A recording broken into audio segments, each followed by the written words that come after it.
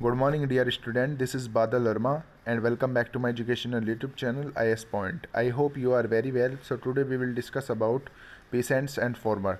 So let's start, student. तो जैसा कि आप लोगों को पता ही होगा, हम लोगों ने अपने प्रीवियस वीडियो में इंग्लैंड में औद्योगिक कृषि के बारे में बात की थी कि किस तरीके से जो वहाँ के नागरिक थे वो बाड़ाबंदी करके अपने खेती वाले स्थान को बढ़ा रहे थे और वनों को और चारागाहों को कम कर रहे थे। यानी कि उस समय क्या हो रहा था, जो वन थे और चारागाह थे वो सिकुड़ते जा रहे थे, जिससे जो चारागाह पर आश्रित और वनों पर आश्रित थे वो लोग व्यापारी बनते जा रहे थे और व्यवसाय कोई ना कोई व्यवसाय कर रहे थे। तो काफ़ी ज़्यादा जो प्रॉब्लम थी वो उन लोगों के सामने क्रिएट हो रही थी। ये तो थी इंग्लैंड की बात। फिर इंग्लैंड में बढ़ती पॉपुलेशन सबसे बड़ी जो थी एक तरीके से समस्या बनती जा रही थी, जिससे उनको खाने के लिए अनाज जो था वो काफ़ी ज़्यादा कम पड़ रहा था। ऐसे में कुछ लोगों ने अमेरिका की शरण ली।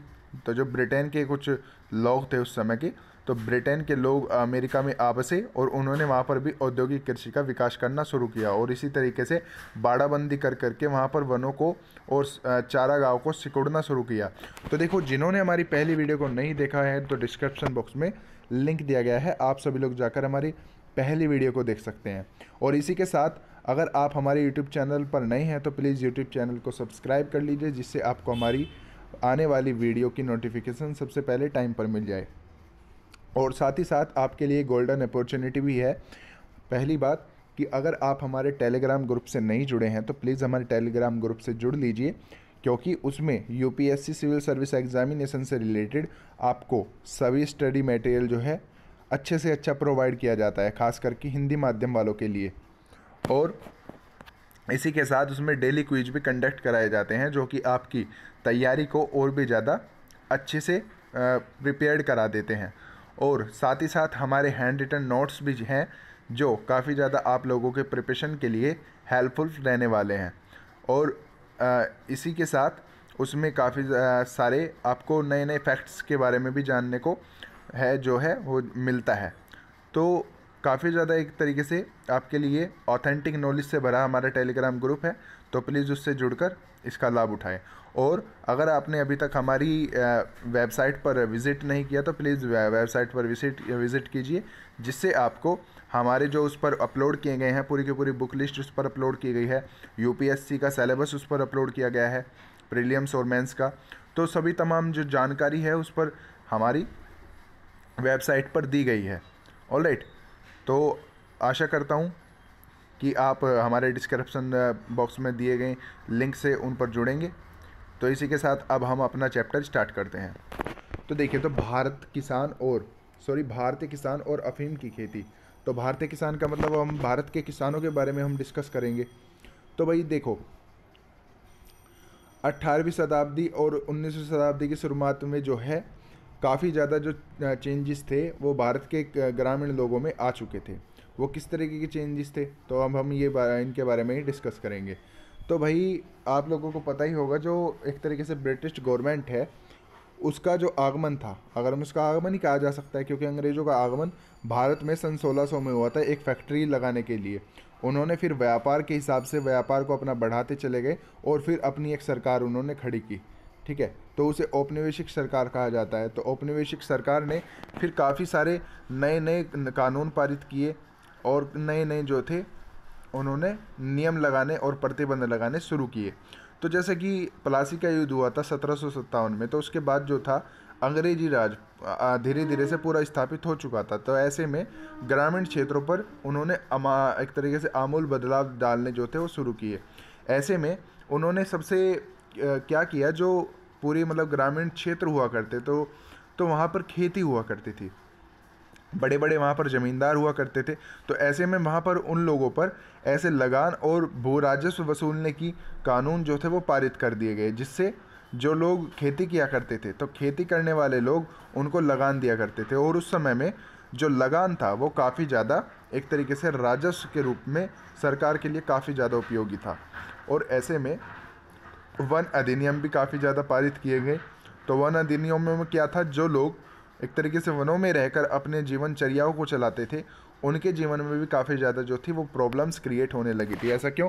क्योंकि धीरे धीरे कुछ समुदाय के ऊपर इतनी परेशानी और इतनी प्रॉब्लम्स को उन्होंने फेस किया कि ना ही तो अब उनके पास एक तरीके से सिर छुपाने की जगह थी, क्योंकि वो जंगलों में ही रहकर अपने जीवनचर्या चलाते थे। जंगलों में ही रहकर वो जानवरों का शिकार किया करते थे और फूड गैदर्स किया करते थे, जो कि औपनिवेशिक सरकार आने के बाद पूरी तरीके से प्रतिबंधित हो गया था।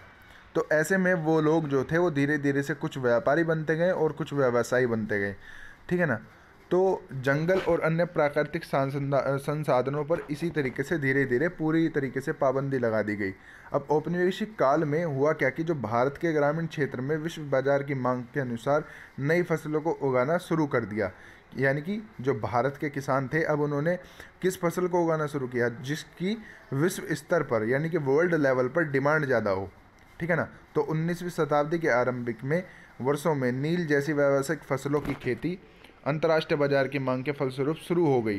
तो इस शताब्दी के अंत होते होते किसान गन्ना, कपास, जूट, पटसन, गेहूं और अन्य ऐसा ही निर्यात आधारित फसलें पैदा करने लगे, और ये फसलें यूरोप के शहरी आबादी और इंग्लैंड स्थित लंकाशायर और मैनचेस्टर की कपड़ा मिलों में ज़रूरत को पूरा करने के लिए पैदा की जा रही थी। तो भारतीय किसानों के लिए अंतर्राष्ट्रीय वाणिज्य और व्यापार से जुड़ने का अनुभव कैसा रहा, तो अब हम इसके बारे में जो है अपनी नेक्स्ट वीडियो में डिस्कस करेंगे। तो इसी के माध्यम से हमने आज की वीडियो में देखा कि जब औपनिवेशिक शासन भारत पर एक तरीके से आया, यानी कि जब औपनिवेशिक सरकार भारत पर आई और उसका शासन रहा, तो किस तरीके से जो किसानों की थी वो स्थिति में किस तरीके से बदलाव आया, और जो किसान थे उनके जीवन पर इस चीज़ का क्या प्रभाव पड़ा। तो देखिए, काफ़ी सारी जो चीज़ें थी एक तरीके से भारत पर थोपी गई थी, जैसे मतलब चाय, कॉफ़ी। तो पहले जो भारत के लोग होते थे, आप लोगों ने देखा होगा, काफ़ी ज़्यादा मजबूत लोग हुआ करते थे। मजबूत का मतलब मेरा तात्पर्य है कि काफ़ी ज़्यादा शक्तिशाली। अगर हम उस पहले समय की तुलना करें तो पहले समय में लोगों की जो उम्र होती थी वो कम से कम 120 या 130 या कम से कम 100 साल तो होती ही होती थी।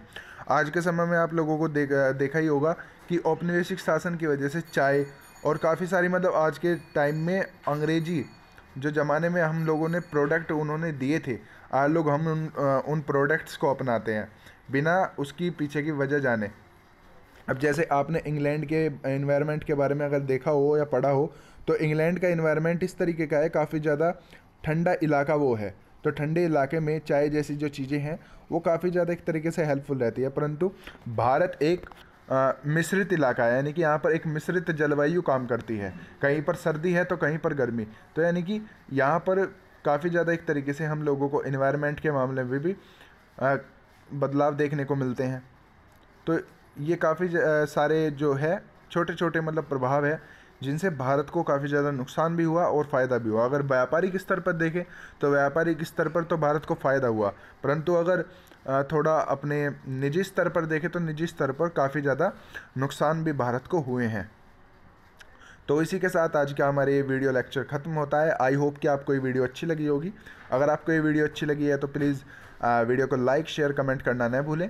और अगर आपका कोई भी यूपीएससी सीएससी 2021 से कोई भी डाउट है, या जो हमारी 2020 की जो मेंस की परीक्षा होने वाली है उससे जुड़ा हुआ कोई भी डाउट्स है, तो आप निसंदेह अपना डाउट जो है वो कमेंट बॉक्स में पूछ सकते हैं। तो हमारी पूरी टीम आपकी पूरी की पूरी सहायता करेगी कि आपका जो डाउट है वो पूरी तरीके से क्लियर किया जाए। इसी के साथ हैव ए गुड डे। जय हिंद।